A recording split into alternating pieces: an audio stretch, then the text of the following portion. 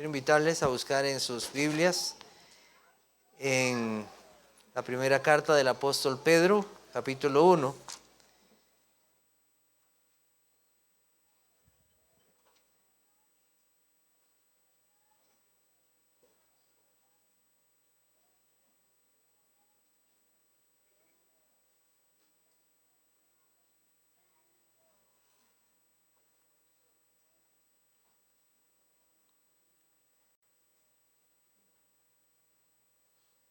Voy a leer versículos del 18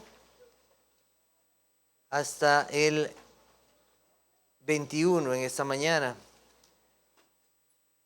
Dice así, primera de Pedro capítulo 1, versículo 18 al 21, sabiendo que fuisteis rescatados de vuestra vana manera de vivir, la cual recibisteis de vuestros padres, no con cosas corruptibles como oro o plata, sino con la sangre preciosa de Cristo, como de un cordero sin mancha y sin contaminación, ya destinado desde antes de la fundación del mundo, pero manifestado en los postreros tiempos por amor de vosotros, y mediante el cual creéis en Dios, quien le resucitó de los muertos y le ha dado gloria, para que vuestra fe y esperanza sean en Dios.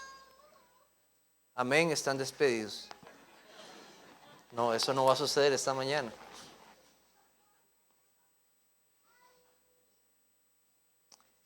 Hemos visto cómo debe responder el creyente a la salvación que por gracia ha recibido. Y recordarán que la semana pasada hablamos de toda nuestra manera de vivir. Cómo debe vivir el cristiano para la gloria de Dios. Debe vivir en su temor, en medio de este peregrinar. Las obras, nuestra vida mostrará cómo es nuestra fe. Recordarán que las obras no es la raíz de la salvación, es el fruto de esa salvación. Nuestras obras muestran verdaderamente si hemos tenido una fe verdadera en el Señor Jesucristo. Pedro nos ha mostrado quién es el Padre. El Padre es el Dios justo. Es el Dios que juzgará a todos los hombres. Pero también ahora nos mostrará que no solamente hay un Padre, el cual es justo, el cual es santo, sino también nos mostrará al Hijo. Y hoy lo que tenemos en estos versos que hemos escuchado es el Evangelio. Es un pequeño resumen del Evangelio. Y cuando uno considera ese maravilloso mensaje, hay tanto, pero tanto que uno puede estudiar, aprender y gozarse en el plan de salvación que fue hecho desde la eternidad. El apóstol nos va a mostrar el costo o el precio de la salvación y nos lleva a mirar a Cristo como el autor de la redención para la gloria de Dios. Hoy nada más tomaremos 2 puntos. El título es Conozcamos lo que éramos y al autor de salvación. Entonces, en primer lugar, debemos saber lo que es una vida sin Cristo. Saber lo que es una vida sin Cristo. Tuve la oportunidad de trabajar para una empresa por bastantes años y ellos tenían una política y era lea y entienda.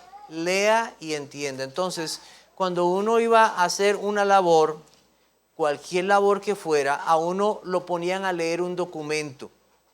Entonces uno tenía que asegurarse que leía el documento. Y al final del documento usted tenía que poner su firma. Imagínense lo que eso implicaba. Que usted tenía que haber comprendido correctamente la labor que iba a realizar. Si no, pues usted preguntaba, mire, ¿qué significa esto? ¿Qué significa? Y hasta que usted estuviera seguro, usted firmaba. Cuando entonces usted realizaba la labor, usted tenía que hacerla como estaba ahí.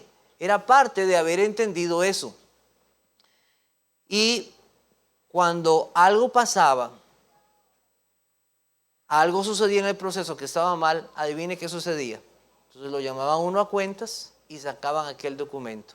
Y le decían, vea, el procedimiento está así, ¿por qué lo hizo de otra manera? Pero si algo pasaba en el proceso y sacaban el procedimiento y usted podía demostrar a través del documento que usted había hecho lo correcto, Mire, yo leí, entendí esto y aquí está, mire, aquí dice así. No había ningún problema. Usted estaba a salvo. Había leído, había entendido y había hecho lo que se le había pedido. Y era algo en lo cual uno encontraba una confianza y seguridad. Y ellos le decían, mire, no solamente léalo una vez, sino estélo repasando durante el resto de sus días en esta empresa. Estélo repasando. Y a veces uno lo repasaba y wow, y mira esto acá. Y encontraba aún cosas más maravillosas. El apóstol Pedro nos hace mirar una vez más al Evangelio, para que veamos las cosas maravillosas que están ahí, las cosas que debemos leer y entender y mantenernos en ellas. Lo que nosotros creemos con respecto a la salvación que Dios nos ha dado. Y lo primero que nos hace ver o entender es nuestra condición antes sin Cristo. Antes sin Cristo. Y llegar a conocer esto, llegar a saber estas cosas es gracia de Dios. ¿Usted sabe esto? Es pura gracia de Dios. Llegar a conocer la verdad, llegar a conocer la condición de uno como pecador, es pura gracia de Dios. No es algo que humanamente usted puede hacer. Es la obra de Dios en el corazón. Es misericordia de Dios. Es gracia por su palabra, por su espíritu. Dice el versículo 23, ahí mismo en ese capítulo, siendo renacidos no de simiente corruptible, sino de incorruptible, por la palabra de Dios que vive y permanece para siempre. Es por medio de la palabra de Dios, esa obra en que podamos conocer a Dios y nuestra condición delante de Él.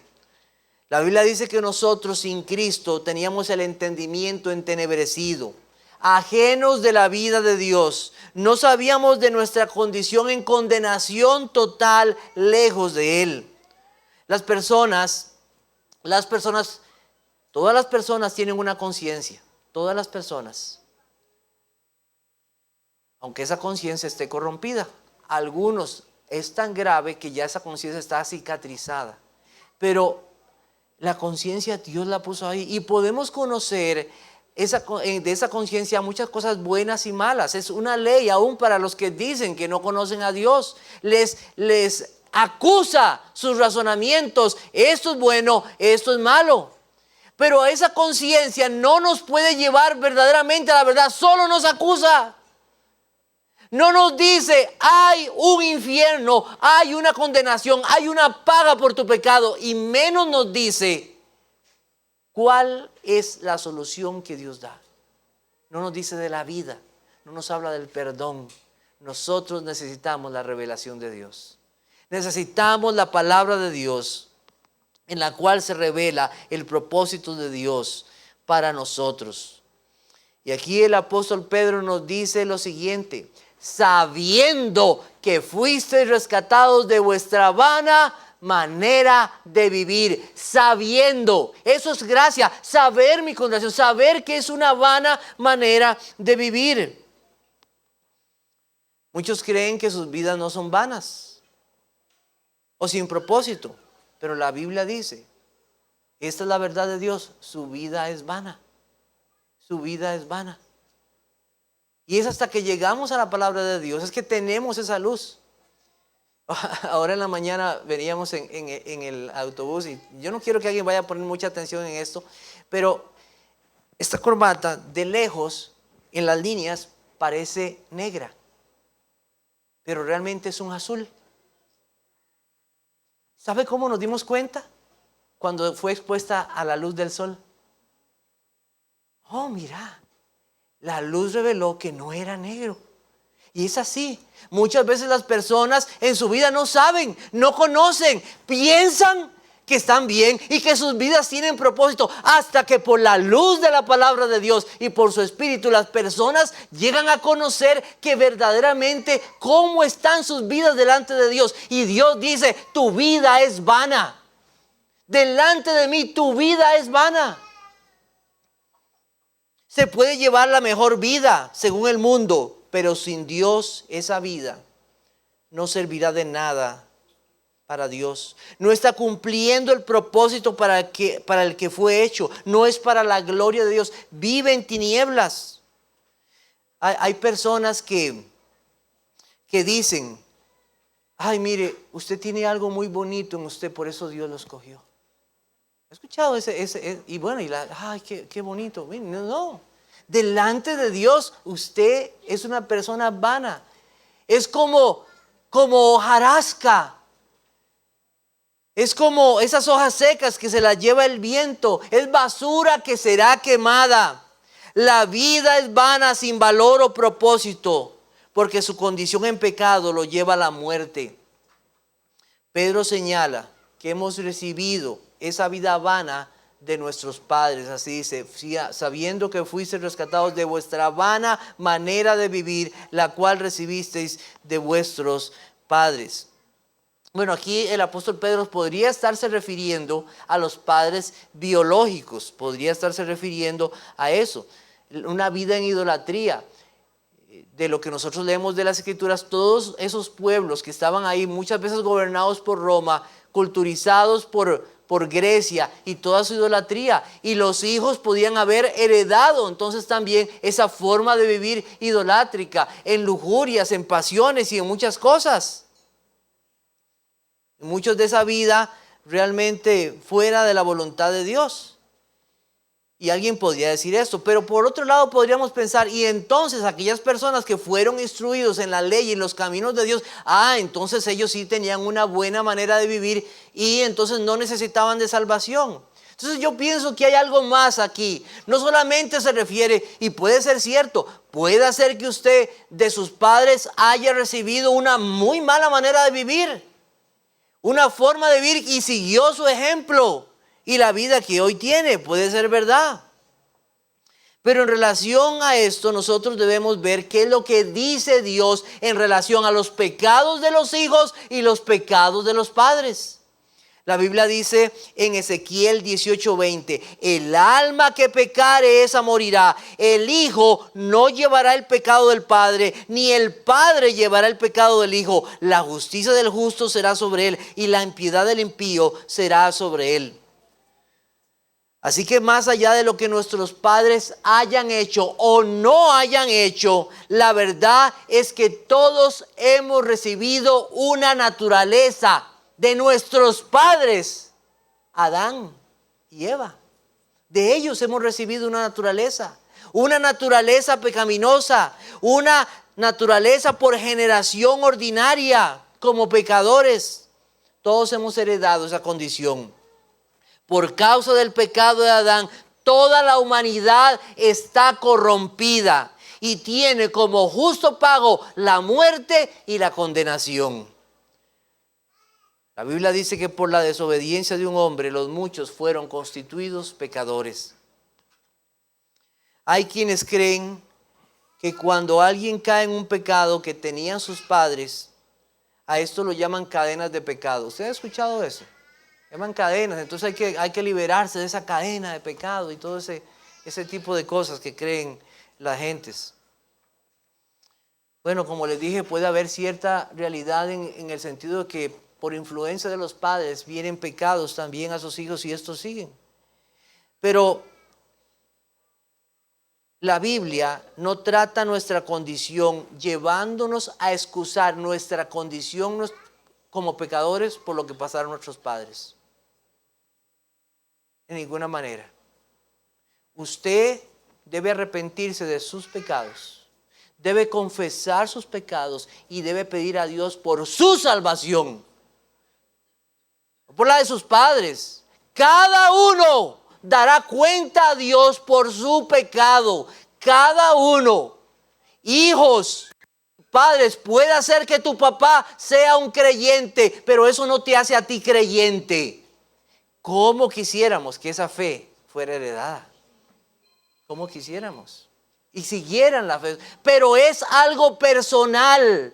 Algo personal. Cada uno debe considerar su situación delante de Dios. Y Dios dice, hasta no estar en Cristo, tu vida es vana. Es vana.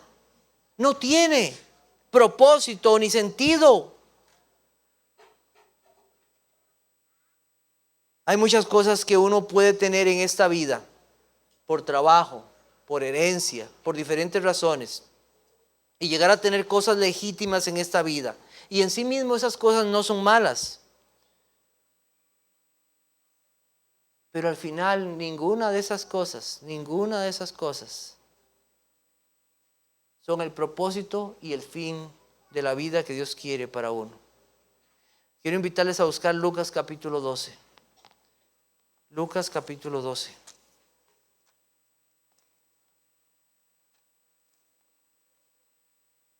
Versículos del 15 al 21.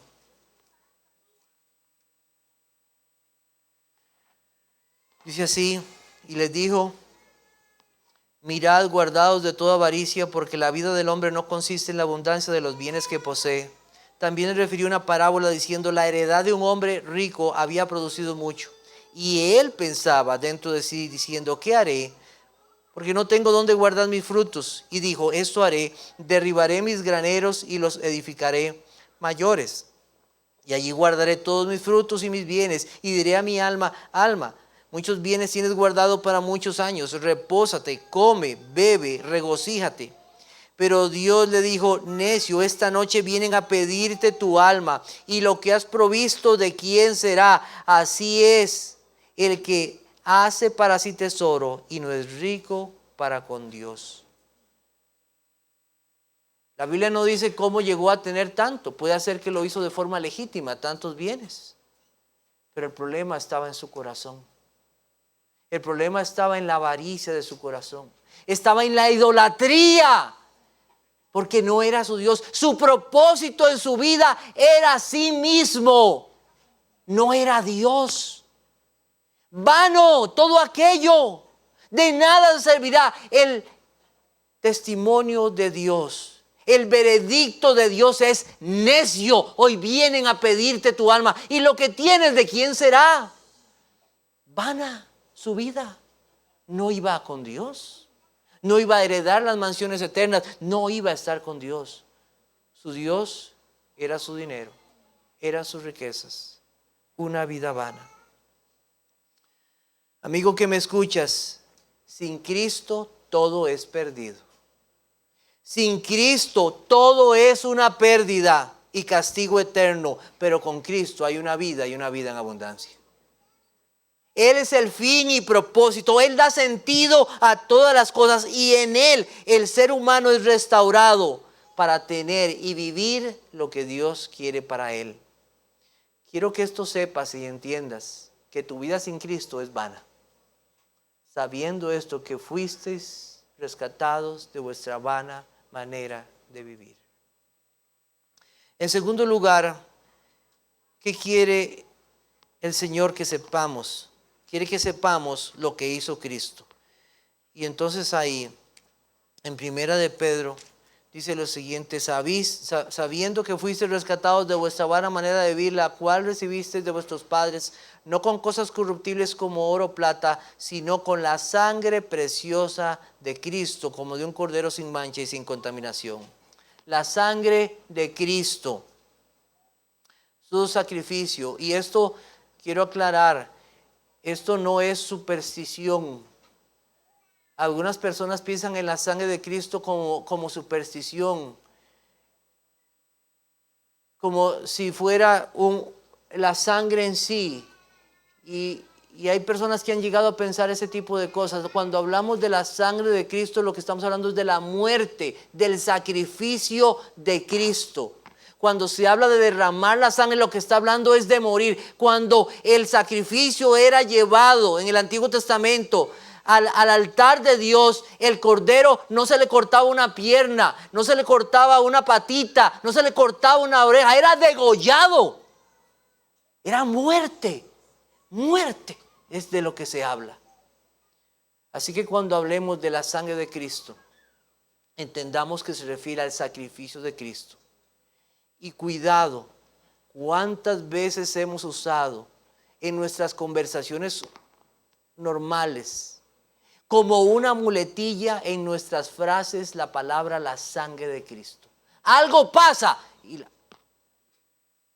¿Cuántas veces hemos profanado el sacrificio de Cristo usándolo de forma tan vana?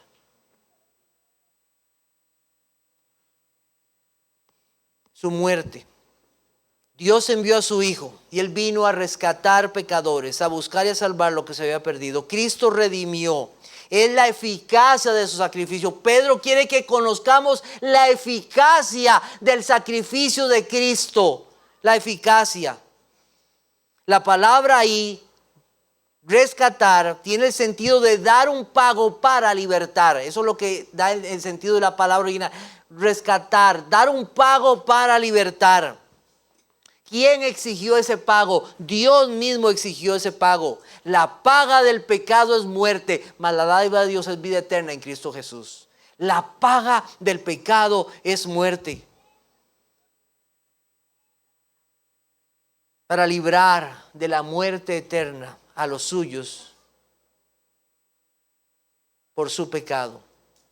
En Primera de Pedro, capítulo 3, versículo 18, dice lo siguiente: porque también Cristo padeció una sola vez por los pecados, el justo por los injustos, para llevarnos a Dios, siendo a la verdad muerto en la carne, pero vivificado en el Espíritu, para llevarnos a Dios.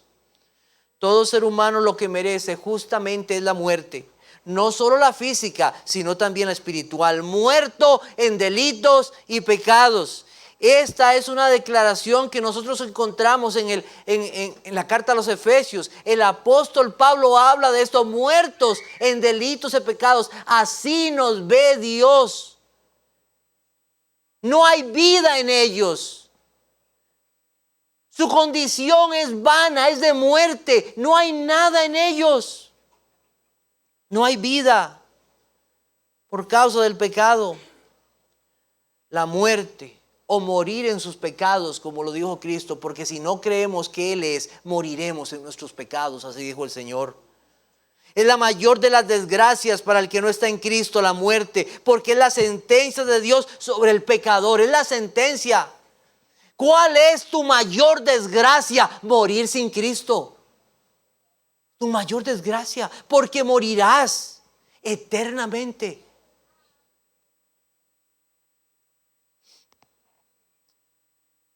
La muerte vino a causa de un pecado, la desobediencia de Adán. Y para lograr la vida entonces era necesario el segundo Adán, que viniera en la condición de hombre para cumplir de manera perfecta la voluntad de Dios. Y no desobedecer en nada, sino obedecer perfectamente para traer la vida. No había ni uno en este mundo que pudiera lograr eso. No había nadie, absolutamente nadie. Dios envió a su Hijo para redimir, porque no había nadie. Todos manchados por el pecado. Pero entonces Dios envió a su perfecto Hijo. El Hijo vino voluntariamente para hacer su voluntad y dar el pago, dar su propia vida. Él dio su vida. Y ese es el gran mensaje del Evangelio. Cristo vino a dar su vida por pecadores. Era necesario un único pago. El pago aceptable solo podía venir de uno perfecto que aceptara pagar esa deuda, la culpa, el castigo por el pecador y recibiera sobre sí mismo la ira de Dios por el pecado. Qué gran amor el de Dios en dar a su Hijo. Qué gran amor el del Hijo en darse voluntariamente. Mas Dios muestra su amor para con nosotros en que, siendo aún pecadores, Cristo murió por nosotros. ¿Qué logró la muerte de Cristo? Mire, de todo esto nosotros podríamos hacer un estudio maravilloso. Solo de lo que vamos a mencionar aquí, tengo 8 cosas y podrían ser mucho más. Busquemos Romanos 5.1. Romanos 5.1.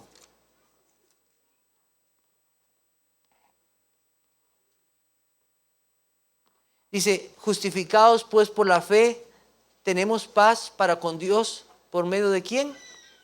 De nuestro Señor Jesucristo. Paz. Reconciliado con Dios. ¿Por quién? Por la muerte de Cristo. Romanos 3.24. Romanos 3.24. Dice: siendo justificados gratuitamente por su gracia mediante la redención que es en Cristo Jesús. Justificado y perdonado por Cristo, por su muerte. Vamos a buscar Hebreos capítulo 10, versículo 14. Hebreos capítulo 10, versículo 14. Dice, porque con una sola ofrenda hizo perfecto para siempre a los santificados. Por la muerte de Cristo un pueblo es limpiado y hecho santo. Gálatas 4, 4 y 5. Gálatas capítulo 4, versículos 4 y 5.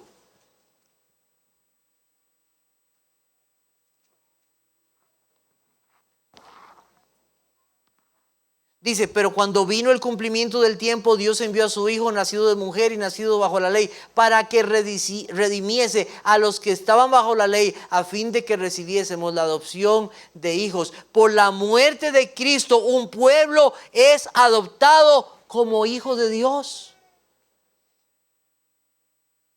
5. Vamos a buscar Hebreos capítulo 2, versículo 14 y 16. Hebreos 2.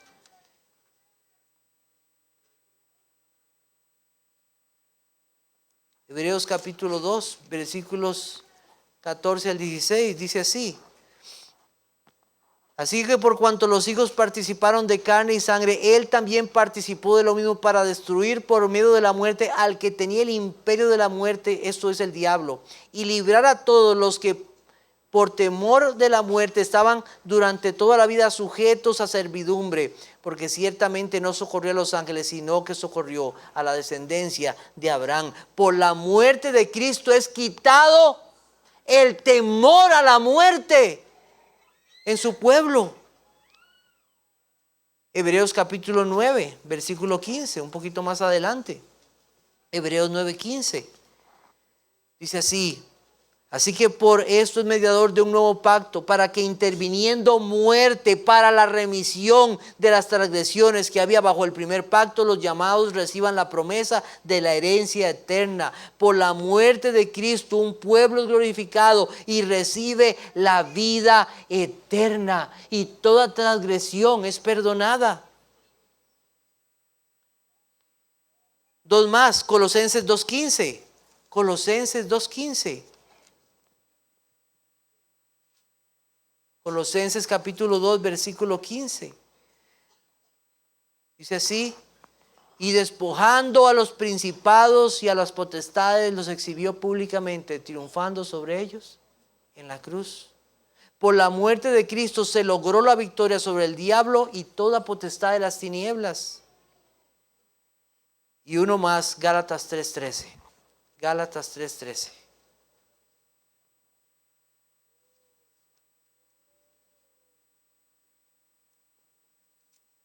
Dice así, Cristo nos redimió de la maldición de la ley, hecho por nosotros maldición, porque está escrito, maldito todo aquel que es colgado de un madero. Por la muerte de Cristo a favor del pecador se quita la maldición y es libre de la ira de Dios. Esta es la eficacia de la muerte de Cristo. Es la virtud del Cordero. Te pregunto, ¿qué puedes dar de esta vida para lograr esto que acabamos de leer?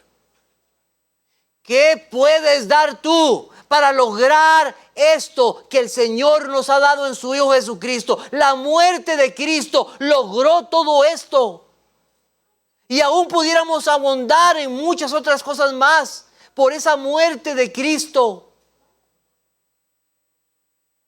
La plata y el oro que tú puedas tener no sirven de nada. Mire, la plata y el oro son cosas muy apreciadas aún el día de hoy. ¿Sabía que las reservas de los países se miden en oro? ¿Cuánto oro tiene ese país? Y acumulan, ¿verdad? Mucho de eso. Pero eso no vale de nada y no sirve de nada delante de Dios, porque Dios es el dueño del oro y la plata. ¿Qué le vas a dar? Eso, Él es el dueño de todas estas cosas. Pero la Biblia nos dice la virtud de Jesucristo.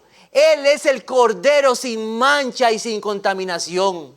Nadie, absolutamente nadie, tiene esa condición. Y eso era lo que Dios pedía exactamente para la limpieza de los pecados, para cubrir el pecado. En Éxodo 12:5 dice, el animal será sin defecto, macho de 1 año, lo tomarás de las ovejas o de las cabras. El animal será sin defecto. Aquellos sacrificios eran un tipo de lo que Cristo vendría a ser. Aquel sin mancha y sin contaminación. El perfecto Hijo de Dios. Y aquí el apóstol Pedro entonces nos da una comparación trascendente, así la quise llamar yo, una comparación trascendente. Él dice, ustedes recibieron de sus padres ese oro y plata o lo que sea. ¿Cómo van a comparar ustedes eso con el sacrificio de Cristo? ¿Cómo lo van a comparar? ¿Cómo van a comparar esas cosas vanas, lo que pudieran tener en esta vida o cualquier cosa, con el sacrificio perfecto de Cristo? Es la virtud del Hijo, el sacrificio perfecto. No hay riqueza o ganancia en el mundo que pueda compararse al valor del sacrificio de Cristo. No hay nada. ¿Con qué se presentará el hombre delante de Dios para limpiar su pecado? Si todo está manchado por el pecado. ¿Aún esta misma tierra no está sujeta a pasar por fuego un día? Como decía un canto, solo de Jesús la sangre. ¿Recuerda ese canto? Solo de Jesús la sangre. Fue el rescate eficaz. Precioso es el raudal que limpia todo mal. Solo de Jesús la sangre. Solo el sacrificio limpio y perfecto de Jesús, el Hijo de Dios, es lo único que Dios acepta como pago por la culpa del pecado. El apóstol Juan lo dijo en pocas palabras, y la sangre de Jesucristo, su Hijo, nos limpia de todo pecado. Es verdaderamente eficaz. Todo pecado, toda maldad, toda transgresión será limpiada para todo aquel que está en Cristo. Limpio, totalmente limpio, sin mancha delante de Dios. Esa paz es la que tú necesitas. Esa limpieza es la que tú necesitas. Olvídate de que tu solución es ir al psicólogo, irte a la montaña, cambiar de lugar. Eso no te va a ayudar en nada. Tú lo que necesitas es perdón de tus pecados y ir a Cristo, solo en Él.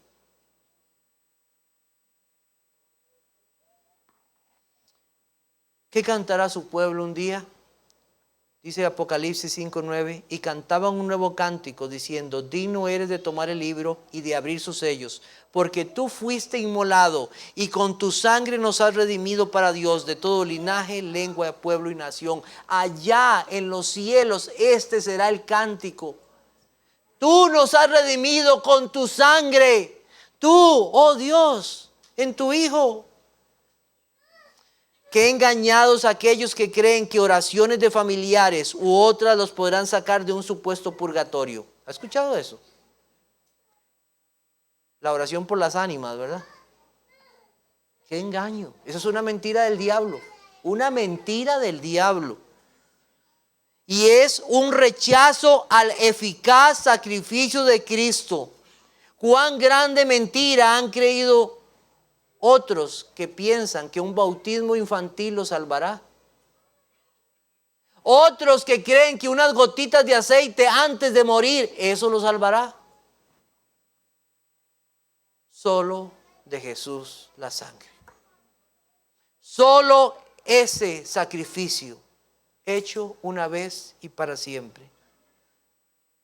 Qué terrible el día para aquellos que pensaron que sus obras los salvarían. Todas esas cosas son podridas, vanas, sin valor delante de Él. Se quemarán junto con ellos.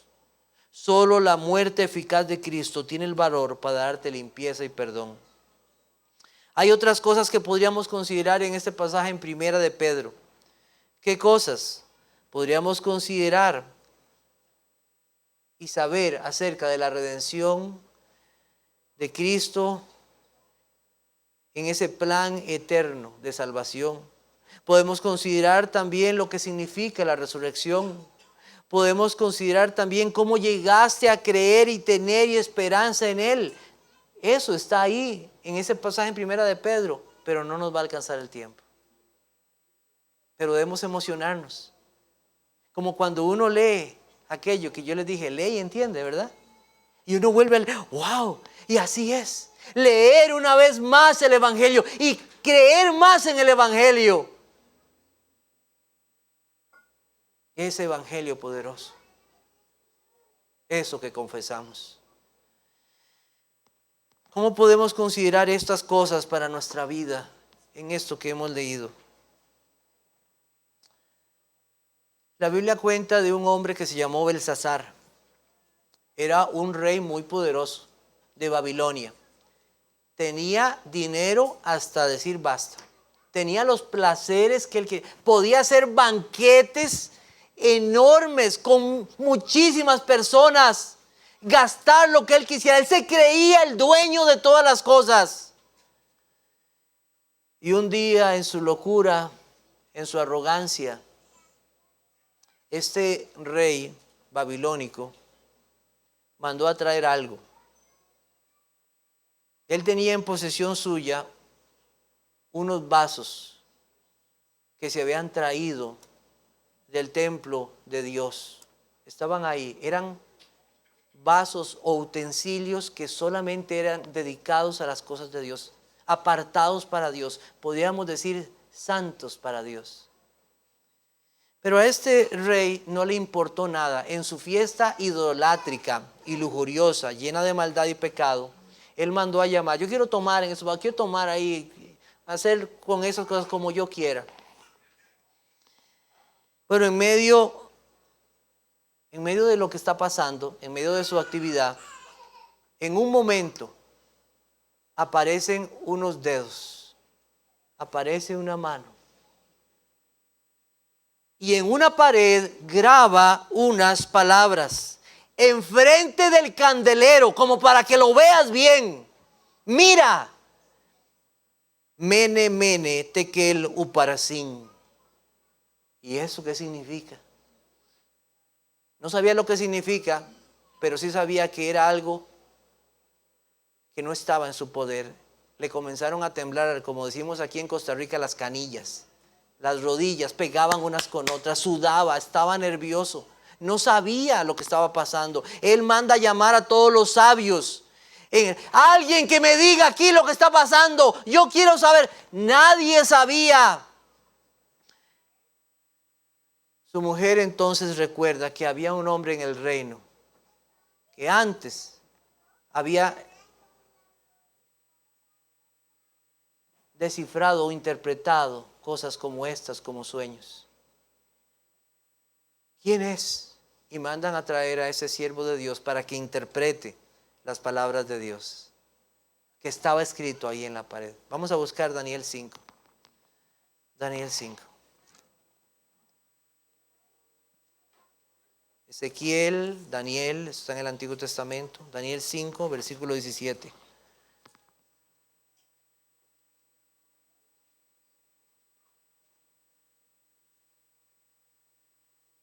La reina, perdón, era, disculpen, dije su mujer, la reina era, simplemente su madre, disculpen. Versículo 17. Entra Daniel. Y entonces en el versículo 17 dice, entonces Daniel respondió y dijo delante del rey, tus dones sean para ti y da tus recompensas a otros. Leeré la escritura al rey y le daré la interpretación. El Altísimo Dios, oh rey, dio a Nabucodonosor tu padre el reino y la grandeza, la gloria y la majestad. Y por la grandeza que le dio, todos los pueblos, naciones y lenguas temblaban y temían delante de él. A quien quería mataba y a quien quería daba vida. Engrandecía a quien quería y a quien quería humillaba. Mas cuando su corazón se ensorbeció y su espíritu se endureció en su orgullo, fue depuesto del trono de su reino y despojado de su gloria. Y fue echado de entre los hijos de los hombres y su mente se hizo semejante a la de las bestias y con los asnos monteses fue su morada. Hierba le hicieron comer como a buey, y su cuerpo fue mojado con el rocío del cielo, hasta que reconoció que el Altísimo Dios tiene dominio sobre el reino de los hombres, y que pone sobre él a quien le place. Y tú, su hijo, Belsasar, ¿no has humillado tu corazón sabiendo todo esto? Sino que contra el Señor del cielo te has ensoberbecido, e hiciste traer delante de ti los vasos de su casa, y tú y tus grandes, tus mujeres, tus concubinas, bebiste vino en ellos. Además de esto, diste alabanza a dioses de plata y oro, de bronce, de hierro, de madera y de piedra, que ni ven, ni oyen, ni saben, y al Dios en cuya mano está tu vida, y todos tus caminos nunca honraste. Entonces de su presencia fue enviada la mano que trazó esta escritura, y la escritura que trazó es Mene, Mene, Tekel, Uparsin. Esta es la interpretación del asunto. Mene, contó Dios tu reino y le ha puesto fin. Tekel, pesado has sido en balanza y fuiste hallado falto. Peres, tu reino ha sido roto y dado a los medos y los persas. Entonces mandó Belsasar a vestir a Daniel de púrpura y poner en su cuello un collar de oro y proclamar que era el tercer señor del reino. La misma noche fue muerto Belsasar, rey de los caldeos. Sabiendo esto, tú has estado en esta mañana y has escuchado que una vida sin Cristo es nada. Que una vida sin Cristo es nada.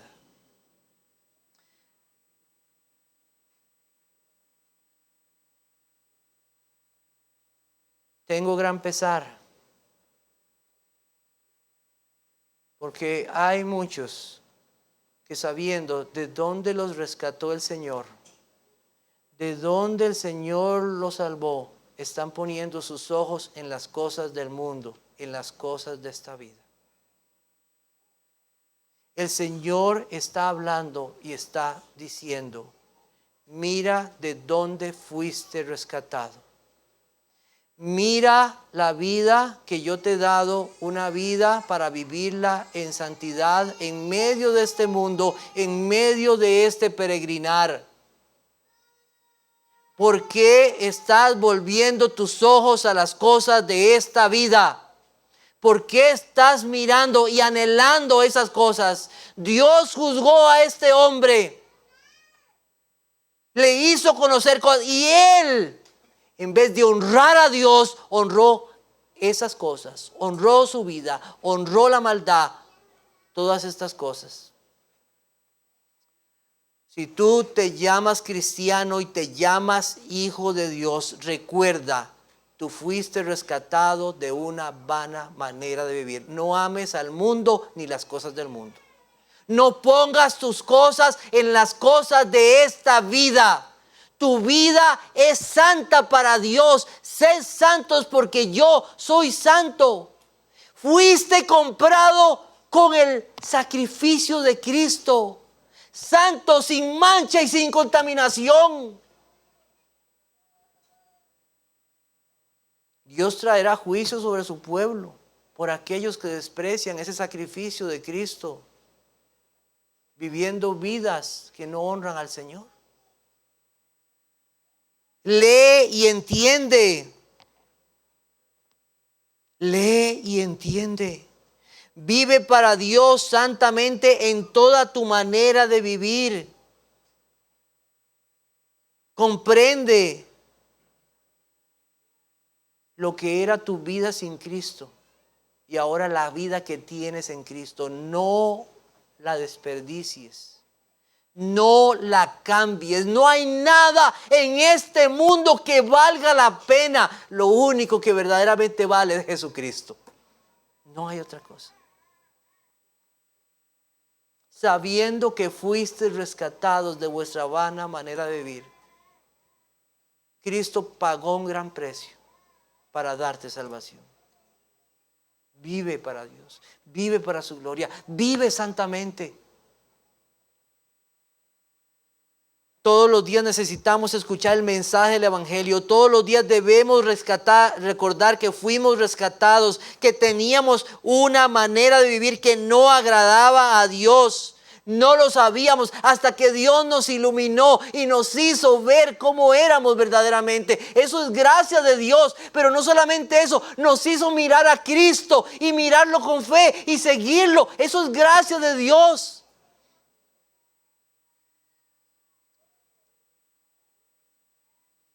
No sigas al mundo, no sigas las cosas del mundo.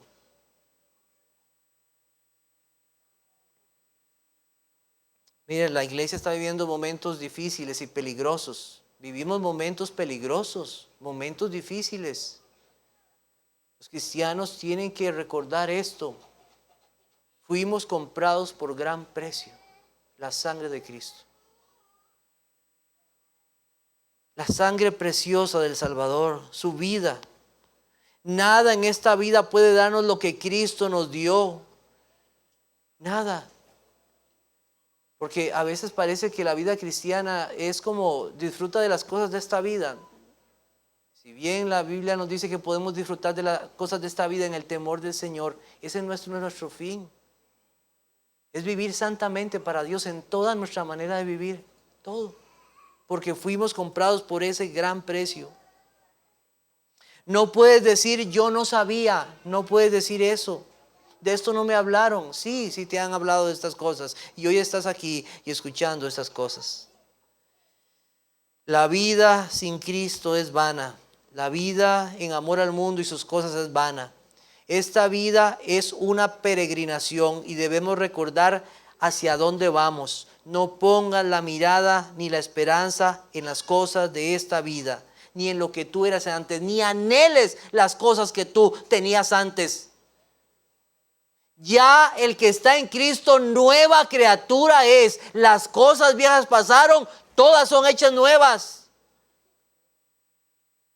Esos que decían, mire, es que yo tengo esas cadenas, como hablamos. No, una nueva criatura en Cristo. Las cosas viejas pasaron. Ha sido libertado por Cristo. Él pagó el precio. No hay nada en el pasado ya. Eres una nueva vida si estás en Cristo. Pedro está hablando a los creyentes, está hablando a los elegidos y les hace este llamado. Sepan esto, son pecadores salvados por la gracia de Dios. El precio pagado para salvarlos fue muy alto. Vivan para el que los salvó. Tenemos un verdadero propósito, vivir santamente para la gloria de Dios. Finalmente en esta mañana, hubo quien murió para pagar por la culpa. Hubo quien por mis culpas. Hubo quien. Su nombre se llama Jesús. Siendo indigno, siendo pecador, Él dio su vida.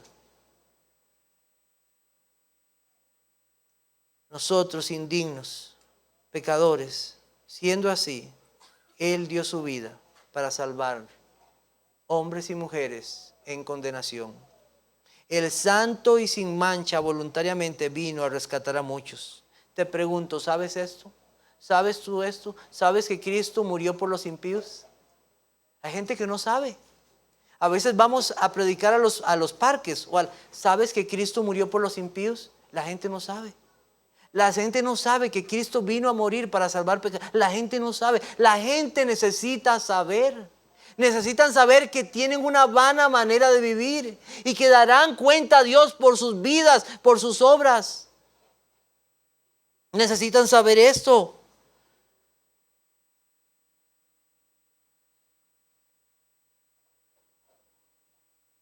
No solamente es saber, porque alguien puede saber, pero no por saber se es salvo. Se tiene que creer y esa es la obra de Dios.